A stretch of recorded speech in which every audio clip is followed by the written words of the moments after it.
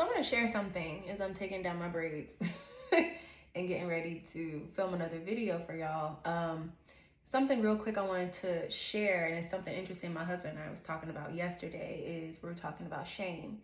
And we were talking about how people consistently, and we did as well, consistently hide underneath our shame. And that is the reason why I'm up here telling my story, telling my testimony, to glorify God, yes, but also for me to maintain my freedom from the things that I have found freedom from, or that I've come from, or my past. I'm not sharing things from my past and it's just, it is what it is, and I'm still doing those things as a past for a reason. I'm sharing these things because, not just because they've been rectified in my life and I've moved forward, but also I've learned so much and I went through so much pain in these experiences from my past, even if they seemed, like something that somebody might want. For example, there's some women who think that, having a man pay all your bills is great. We don't talk about what it does to you mentally, emotionally, physically, and spiritually, right? For example. And so I wanted to get up here and just say, like, me sharing my story, it is freeing because it's releasing. And I feel like, from a faith context, the enemy wants you to stay in secrecy. He wants you to hide. He wants you to feel shameful for the things that you've done or are still doing. And you hide those things. And not saying you have to get out in a platform and tell all your business to the world like I am, but if you confide in someone about what's going on with you, if you let somebody in truly that can be there and walk with you, hold you accountable, and not sit there and help you continue the cycle of that shame, or continue doing the thing that you're choosing not to do anymore, it's so freeing. It's so freeing to release it, to share it and release it, because it keeps you in a place of freedom. I'm speaking from experience. And that's what my husband and I were talking about yesterday. We're like, man, like the fact that we can just get up here and share of ourselves, share our stories, share our testimonies, it keeps you in a place of freedom. Because I ain't gonna deny. I'm gonna tell you like it is. I'm gonna tell you, it doesn't mean that I'm just like out here telling completely all of my business. Like some things I'm not going to tell y'all because maybe it's not relevant. You know what I mean? I do enjoy and enjoy having privacy, of course. But I feel like it's just important to share. It's just important to share stories. And that's all I'm trying to do up here. I'm not trying to come from my high horse and preach and tell anybody that you need to do X, Y, Z, or I'm up here and you need to come up here with me where everything is righteous and holy. And no, that's not what I'm up here doing, because we're all trying to walk this journey of life together. Hopefully, we're all trying to walk this journey of life and try to figure it out first and foremost.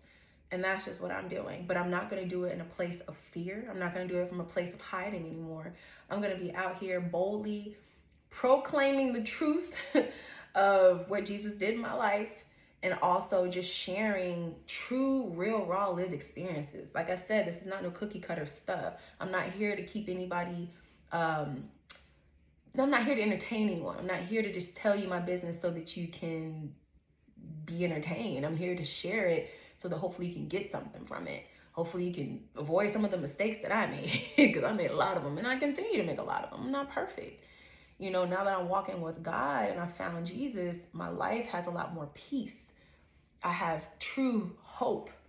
I have deep joy, but it's a continuous journey, and it's going to be a continuous journey for the rest of my life. And I just hope this sun is getting really bright.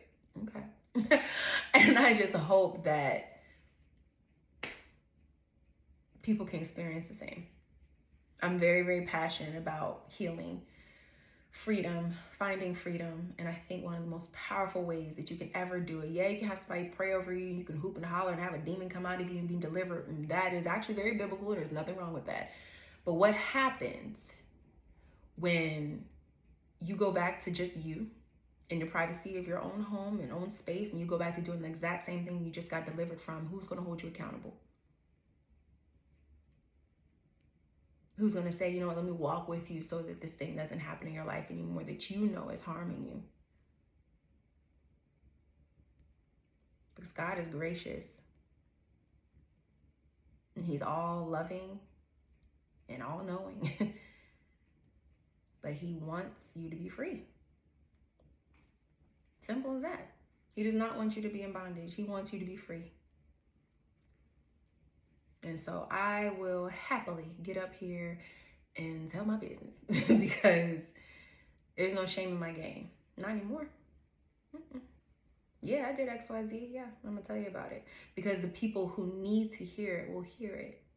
And that's the exact same thing they may be experiencing right now. And they may not have a way out. They may not even know that this is something that's harming them. I can't say that for anyone. I can't dictate what's harmful for someone's life. I'm not here to do that. Again, I'm just here to share.